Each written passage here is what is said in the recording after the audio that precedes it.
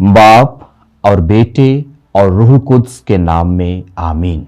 मुकद्दस लूका के मुताबिक अंजील उसका 23वां बाब उसकी 43वीं आयत। और यीशु ने उससे कहा, मैं तुझसे सच कहता हूं कि तू आज ही मेरे साथ फिरदौस में होगा। मसीह मेरे अजीज भाइयों और बहनों, आज हम खुदावंद यीशु अल मसीह के सलीब पर 7 कलमात में से दूसरे कलमे पर गौर व खौस और ध्यान व ज्ञान करेंगे।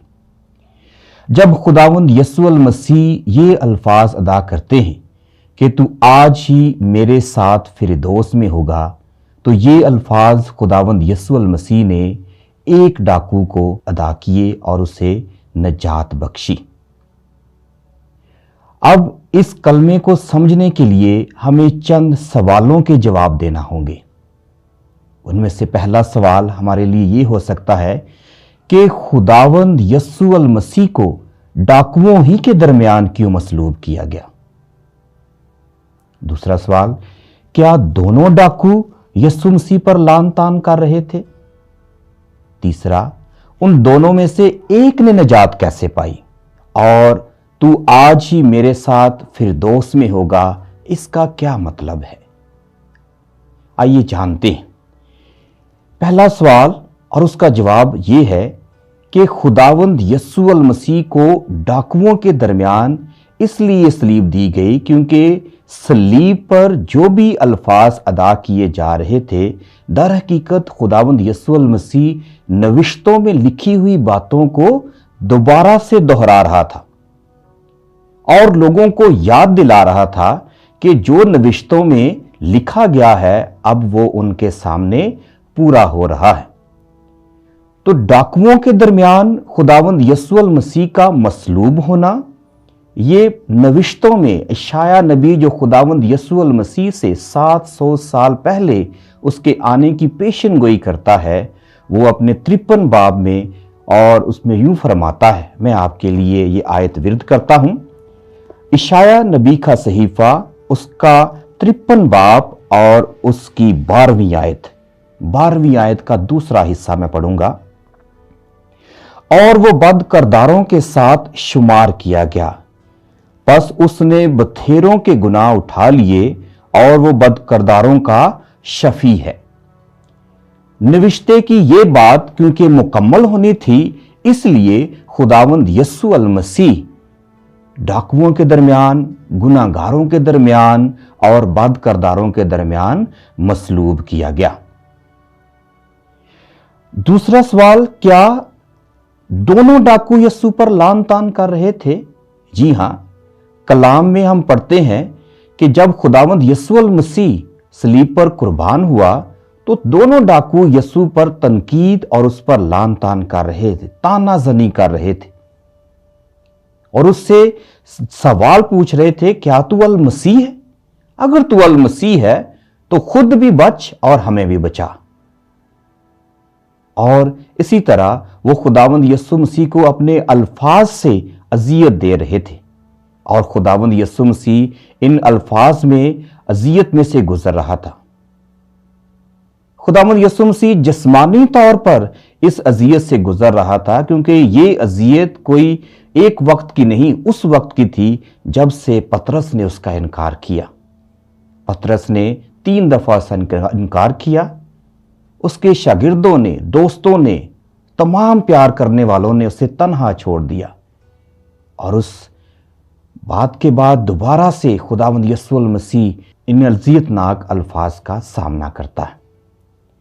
तो दोनों डाकू खुदावंद यीशु अल मसीह पर लान तान कर रहे थे। अभी हम इस तरफ आते हैं, क्या उन दोनों डाकुओं में से एक डाकू ने निजात पाई। यकीनन उस डाकू ने निजात पाई।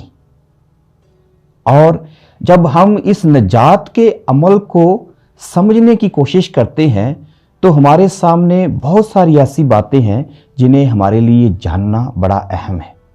पहली बात कि जब दोनों डाकू खुदावंद यीशु अल मसीह पर लान तान कर रहे थे तो कुछ वक्त बाद एक डाकू खामोश हो गया।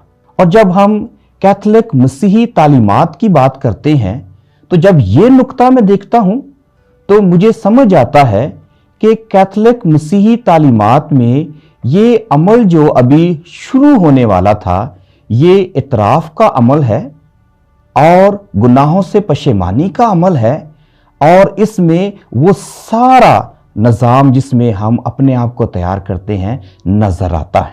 کیسے؟ آپ ذرا غور کیجئے گا اس بات پر۔ دوسرا ڈاکو خاموش ہو جاتا ہے، اور اس کی خاموشی اس بات کی علامت ہے کہ روح القدس اس کی زندگی میں کام کر رہا ہے، اور اس تھوڑی دیر کی خاموشی کے بعد اسے خدا کا خوف اپنے اندر محسوس ہوتا ہے، اور خدا کا خوف محسوس ہونا یہ روح القدس کا کام ہے کہ وہ انسان کو خدا کے خوف سے متعارف کرواتا ہے۔ اسی لیے تو وہ کلام پاک میں جب خداوند یسوع المسیح سے ہم کلام ہوتا ہے اور اس سے پہلے وہ اپنے دوسرے ڈاکو کو جھڑکتا ہے تو کیا اسے کہتا ہے کہ اس نے دوسرے کو جھڑک کر جواب دیا اور کہا، کیا تو اب بھی خدا سے نہیں ڈرتا؟ یعنی یہ ظاہر ہو گیا کہ خدا کا خوف اس کی زندگی میں ہے۔ پھر اس کا دوسرا عمل شروع ہوتا ہے۔ دوسرے عمل میں وہ کیا کرتا ہے؟ وہ اپنے گناہ گار ہونے کا اقرار کرتا ہے، اپنے گناہ کو قبول کرتا ہے، اور وہ ایگزامینیشن آف کانشنس کرنے کے بعد اس بات کو ریئلائز کر لیتا ہے کہ میں گناہ گار ہوں، اور یہ آیات ہی ہماری مدد کرتی ہیں۔ اس نے کہا حالانکہ اسی سزا میں گرفتار ہے، اور ہماری سزا تو واجبی ہے کیونکہ ہم اپنے کاموں کا خمیازہ اٹھا رہے ہیں۔ تو گناہوں کی قبولیت، گناہوں کا اقرار، اور اس کے بعد تیسرا نقطہ ہے کہ وہ خداوند یسوع المسیح پر ایمان لاتا ہے۔ ایک مومن کا ایمان کیا ہے؟ کہ خداوند یسوع المسیح گناہوں کی معافی دینے کے بعد انسان کو نجات دے سکتا ہے، اور اسی لیے وہ ایمان کے ساتھ خداوند یسوع المسیح سے گزارش کرتا ہے۔ کیا گزارش کرتا ہے؟ وہ کہتا ہے کہ اے یسوع، جب تو اپنی بادشاہی میں آئے تو مجھے یاد کرنا۔ اس کا مطلب کہ وہ جان گیا تھا یسوع کی طاقت کو، یسوع کی اس الوہی طاقت کو کہ جس کے ذریعے وہ انسان کو اس کے گناہوں سے معافی دے سکتا تھا۔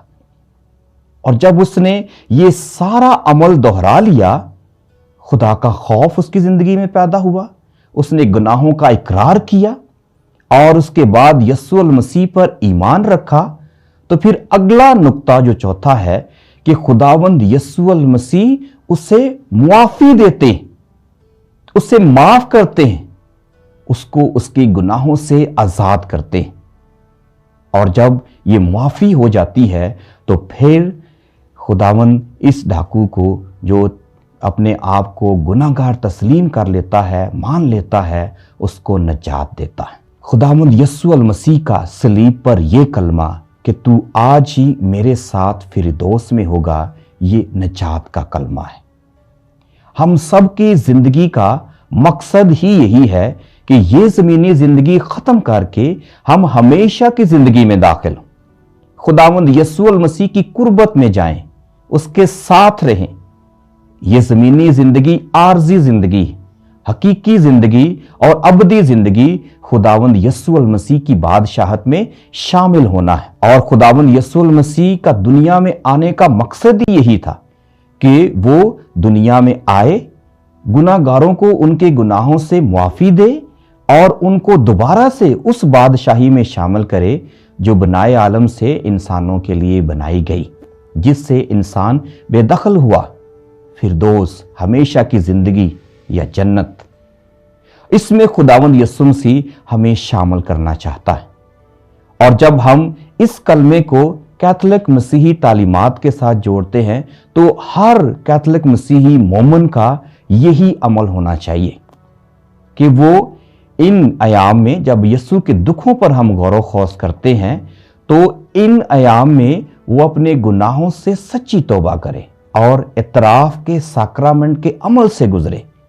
लेकिन जब वो इस इतराफ के साक्रामेंट में से गुजरे तो उसकी जिंदगी में इसी डाकू की तरह तैयारी और इजहार होना चाहिए।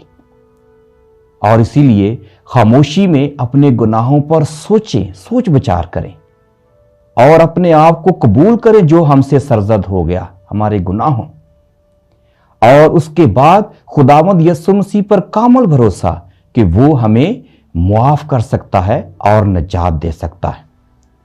और खुदावंद यीशु मसीह बेशक जिस्मानी तौर पर सलीब पर कमजोर है, उसके दोस्त, रिश्तेदार, अजीज, प्यार करने वाले सब से छोड़ गए हैं जिस्मानी अजियत देकर। इन्होंने भी अजियत दी, लेकिन खुदावंद यीशु मसीह जिस चीज में कादिर है वो उसकी ताकत और कुव्वत है। वो निजात के अमल को जारी और सारी रखता है, हत्ता कि वो सलीब पर तकलीफ में भी है, तब भी वो निजात के अमल को जारी रखता है। और आज भी खुदावंद यीशु मसीह निजात के इस अमल को जारी और सारी रखे हुए। तो आए इस कलमे की मदद से अपनी जिंदगी पर सोचो विचार करें, अपने गुनाहों पर पशेमान हो और यीशु मसीह को अपनी जिंदगी का हकीकी जरिया और दरवाज़ा, रास्ता और सब कुछ जानते हुए उस पर ईमान रखते हुए उससे निजात हासिल करें। मसीह हमारे खुदावंद के वसीला से।